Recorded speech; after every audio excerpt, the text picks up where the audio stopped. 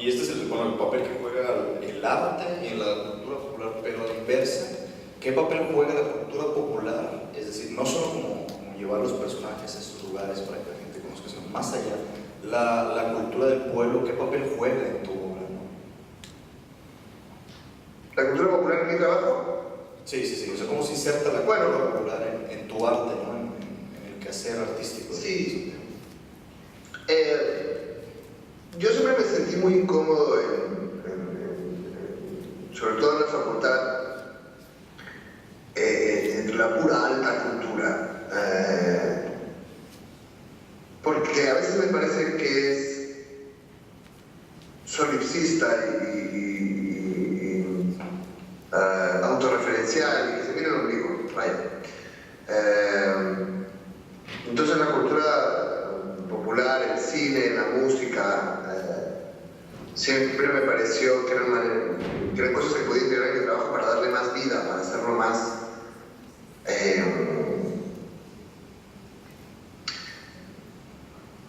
no quiero que leas mis libros te sean indiferentes. No me importa si los odias, pero no quiero que te sean indiferentes, porque no hablan de nada que tenga que ver con tu vida. Quiero que hablen de tu vida y que hablen, que te hagan gozar, pero también te hagan pensar. Y bueno, ya hablé del cine, pero yo diría que el rock fue muy importante en mi formación. Y mucho del rock mexicano. Lo que hizo Molotov y la manera de hablar política de Molotov fue completamente novedoso y espectacular. Cuando aparecieron estos tipos gritándole madres a todo el mundo de una manera tan directa y tan brutal. Yo recuerdo haber pensado en Molotov mientras escribía Barrio Rojo. Me gustaría hacer algo tan brutal, tan violento, que tenga esa energía de Molotov. Luego eran importantes Café Tacuba, por ejemplo, y otros grupos, porque hacían algo que los escritores no se atrevían a hacer y que los músicos en los 90 hicieron mucho, que es mezclar, poder hacer salsa con rock, con techno, con... yo tenía muchos amigos músicos en Lima en los 90 y hicieron un ¿por qué ellos se la pasan tan bien y nosotros somos tan aburridos? Y ellos mezclaban mucho de la cultura popular, incorporaban la cultura popular. Y ya luego pues, mi propio oficio viene de cosas vinculadas a la cultura popular, ¿no? Al guión de televisión, al periodismo, a cosas que cualquiera puede leer. También me parece una especie de obligación, no sé si social, pero yo quiero hacerlo, o sea, no creo, me molesta que la cultura sea una cosa para una élite, no lo entiendo. Trato de hacer libros que cualquiera pueda leer, que no sean libros tontos, que no sean de fórmula, pero que si no los lees no sea porque no puedes, sino porque no quieres. Que creo que parte de nuestra obligación como artistas es, sobre todo de países en los que siempre se ha leído poco, como los nuestros, es ayudar a la gente a que lea más, y a que piense más, y a que tenga acceso a las cosas que a nosotros nos han hecho pensar y que han formado nuestras opiniones y nuestras emociones. Bien, oye Santiago, hace un poco hablabas sobre que hiciste discursos políticos, ¿no? Y que estuviste en esto. Entonces, si eres tan carismático, ¿por qué ser escritor y no político? Bueno, gracias por lo carismático. Pero sí hay una razón por la que no soy político. Es aburrido. La política, cuando la ves desde adentro, es que uno siempre la ve desde fuera. Pero cuando estás dentro, la política tiene algunos momentos muy excitantes en los que realmente creen. Yo conozco a muchos políticos y tenemos buenas relaciones. Y me gusta conversar con ellos. De resto me gustan los políticos, porque siempre te cuentan cosas, que te descubren cosas. Pero bueno, la política está hecha de momentos muy excitantes. Hay un 5% de momentos en los que sientes que realmente estás haciendo cosas son honestos y decentes y que realmente les gusta la política como una forma de vida y no roban. Y eso se pasa en algunos momentos pensando, sí, estoy cambiando las cosas, estoy creando una sociedad mejor, pero el 95% del trabajo son reuniones aburridas, con unos tipos muy aburridos, hipersensibles, que discuten las comas de un documento o discuten los adjetivos que van a poner en los papeles. Hay muy poca libertad porque un político representa a otra gente. Entonces no dice lo que él piensa. Y de hecho, cuando dicen la verdad nos escandalizamos. Cuando de verdad dicen lo que piensan no nos gusta. En cambio, ser escritor era algo mucho más libre, mucho más independiente, mucho más de lo que yo puedo ser lo que yo sea y da igual, es decir, eres un artista, no eres un político, no tienes que ganar las elecciones, no tienes que ser popular, puedes ser realmente bastante libre. La gente suele apreciar que seas libre, en realidad, no que repitas las cosas políticamente correctas que dice un político. Claro, ahora esta libertad creo que conlleva cierto compromiso, ¿no? Al menos con tus lectores. ¿Qué tipo de compromiso debe de asumir un verdadero escritor? ¿Es individual? ¿Es social? ¿O cómo es ese compromiso que debe tener un escritor? No lo sé. Hay escritores que escriben para que los quieran, como García Márquez. Hay escritores que escriben para que los odien, como Michel Houellebecq. Hay escritores que escriben para entretener, como Stephen King. Y hay escritores que escriben para retratar situaciones sociales muy duras, como por ejemplo Kutsia. No creo que sea algo que puedes determinar. Creo que cada escritor decide cuál es su voz y qué es lo que se siente cómodo haciendo con su arte. Y también va encontrando pues, la gente que quiere leer eso y que se quiere comunicar con él. En mi caso, yo hice algunos libros muy políticos.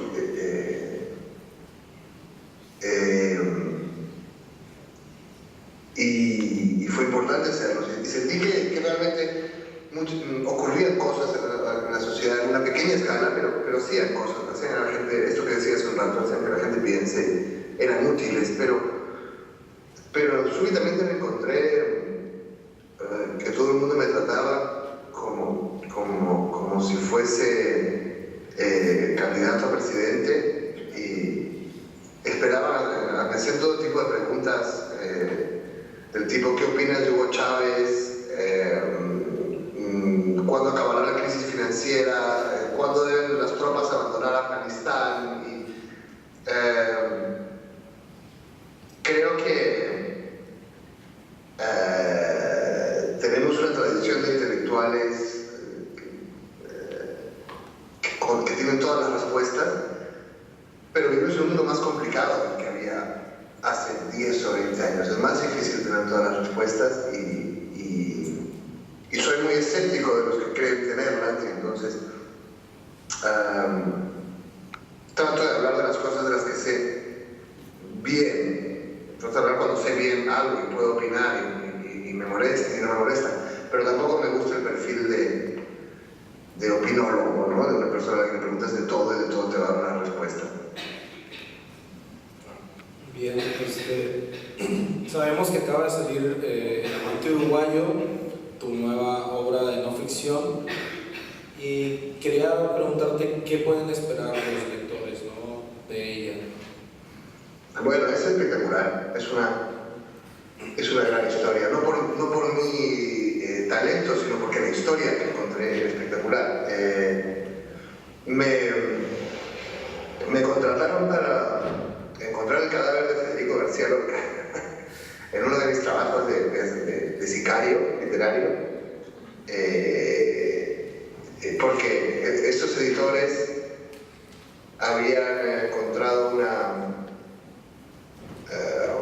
habían descubierto un escritor uruguayo que tenían razones para creer que había robado el cadáver de Federico García Lorca y lo había enterrado en el Uruguay. No sé si en México está tan corriente, pero en este país, en España, el cadáver de García Lorca es crucial y es una historia política y muy potente y muy que encarna un poco todos los dramas de la guerra civil. Así que todo era tan explosivo y tan peligroso y era tan claro que nos íbamos a meter en problemas que acepté. Y empecé a investigar y en efecto, este escritor Amorín había dejado todos los indicios de que él tenía el cadáver de García Lorca, pero al seguir investigando empecé a descubrir que él había dejado miles de indicios falsos de todo lo demás de su vida. Todos sus... era una especie de genio del marketing y de la autopromoción en un mundo en el que se estaban creando, este hombre nace en 1900 y asiste al nacimiento de la industria editorial y de la industria de los medios de comunicación. Entonces, y era un camaleón. Le encantaban los artistas y cambiaba de identidad para acercarse a unos u otros y compartir secretos con unos u otros. Era homosexual, pero era casado, era millonario, pero era comunista, era uruguayo, pero era argentino, y así se iba acercando a los artistas. Entonces, era amante de García Lorca mientras fingía ser un mujeriego empedernido en la prensa, era camarada de partido de Pablo Neruda mientras lo saboteaba para que no le diesen el Nobel, se hizo pasar por Sartre para formarse una reunión entre Chaplin y Picasso. La verdad es que era un personaje impresionante. Entonces, el problema con las historias de no ficción es que no te las puedes inventar, ¿no? Tienes que encontrarlas allá afuera y son caras, porque hay que investigar. Y a menudo viajar y pasarte pues, un mes entre Argentina y Uruguay. Pero a veces te encuentras estas cosas y tienes que hacerlo. La historia es tan buena que parece una novela, ¿no? Pero que las buenas historias reales son las que parecen de mentira y las buenas historias ficticias son las que parecen de verdad. Es una paradoja. Y ese es el caso con este hombre. Hemos tenido que poner en la portada una historia real porque nadie nos iba a creer. Era tan delirante. Pero ahí están todas las fuentes, está todo documentado, ahí están las fotos. Entonces, estoy muy contento con este libro. Creo que vamos a tener mucho trabajo con este libro este año, con lo cual no hay ninguna prisa por el próximo libro. Pero es una comedia, sí. Es una comedia que tiene que ver con la época en que yo hacía guiones de telenovelas. Bien, ya para finalizar y darle el micrófono al público con algunas preguntas, queríamos preguntarte cuál es la importancia de proyectos editoriales independientes, cómo se crecía, en tu opinión, en el marco de la literatura contemporánea. Bueno, yo creo que todas las editoriales grandes tienen un gran problema, que es que no pueden arriesgar. Hay facturas que pagar, nóminas, sueldos, seguros, es necesario un crecimiento económico, a veces hay hasta accionistas. Entonces van siempre a lo que es seguro, lo que va a ir bien sin mayor riesgo, ¿no? Y los que corren los riesgos son precisamente los pequeños proyectos que están en revistas, en pequeñas editoriales, en organizaciones culturales, y esos riesgos son muy importantes porque son los que van dándole forma al medio cultural, o sea, son lo que está ocurriendo, lo que va empujando la creatividad. En ese sentido creo que los pequeños son los más, al tener menos obligaciones económicas, son los más creativos, los que más pueden arriesgarse, los que más propuestas nuevas pueden hacer, y de eso se trata el arte, ¿no? Estar viendo propuestas nuevas todo el tiempo. Santiago, ¿qué te parece? ¿Qué te parece si le pasamos el micrófono a la gente que está aquí escuchándote para que te hagan preguntas? Vamos a voltear la cámara, pero aquí vamos a estar, no te preocupes. Ok, no se vayan.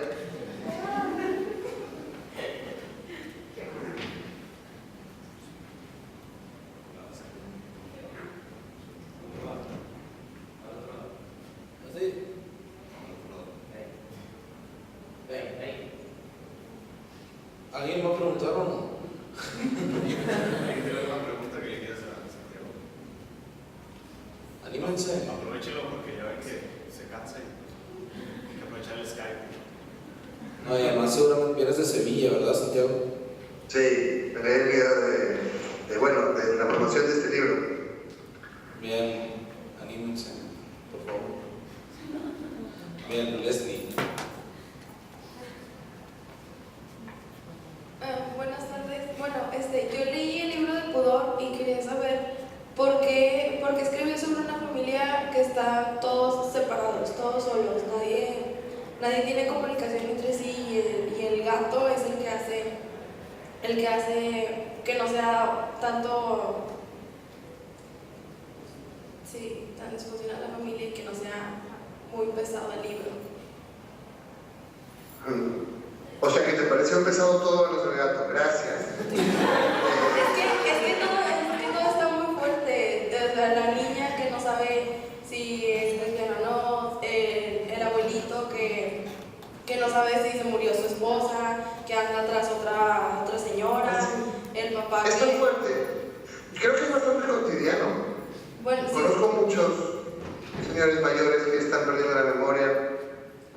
He conocido muchos adolescentes tratando de decidir qué van a hacer con su sexualidad. Conozco a muchos matrimonios que ya no tienen sexualidad y les cuesta y no saben cómo llevarlo. No quería ser... en algunas cosas es muy sitcom, es como una comedia de la televisión, pero las comedias de la televisión siempre tienen unos conflictos de lo más simples y luego se resuelven y todos han aprendido una lección sobre la vida y son felices y la vida no es así, la vida es mucho más complicada. Quería hablar de la vida real, pero no creo que sea muy terrible, aunque supongo que tu familia es maravillosa por lo que cuentas y nunca he tenido ningún tipo de duda y me alegro. La mayor parte de familias que conozco, incluso la mía, son un poco disfuncionales, no eran una opción. Pensé que estaba hablando de gente real. ¿Alguien más?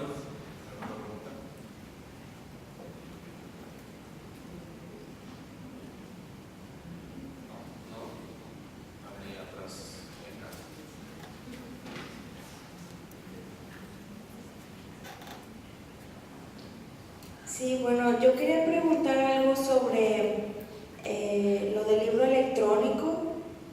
Ha dicho que es importante el trabajo de las grandes editoriales para la distribución en grandes países, pero últimamente el libro electrónico también ha tomado auge y una de las ventajas es que si el escritor se lo propone puede ser gratuito. Entonces quería saber su opinión al respecto. Bueno, si tú te lo propones, pues el libro puede ser gratuito. El problema es que cómo se va a enterar el planeta de que has puesto un libro en internet. Ese trabajo también lo tiene que hacer un editor, aunque sea un editor para el medio electrónico. De hecho, los editores no tienen ni idea de qué hacer con los libros electrónicos todavía, porque los editores de papel, si quieren hacer una apuesta seria por el mercado electrónico, van a tener que pelearse con los libreros, que son su principal fuente de ingreso y que no va a aceptar, por ejemplo, que vendas más barato en la red un producto que consigues más caro en una librería.